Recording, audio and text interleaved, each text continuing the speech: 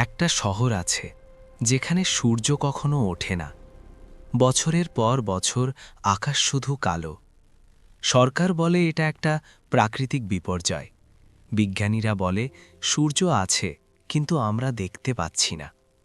শহরের মানুষ অভ্যস্ত হয়ে গেছে অন্ধকারে। কৃত্রিম আলোই তাদের দিনরাত। কিন্তু একদিন একটা ছোট ছেলে আকাশে ক্ষীণ কমলা আলো দেখতে পায়। সে দৌড়ে সবাইকে দেখাতে যায়, কিন্তু কেউ আলোটা দেখে না। পরের দিন ছেলেটা নিখোঁজ। তার রুমে শুধু একটা বাক্য লেখা ছিল, সূর্য উঠছে, কিন্তু তোমাদের জন্য না। তারপর থেকে শহরের সব স্ক্রিনে একই message, stay inside, the light is not safe.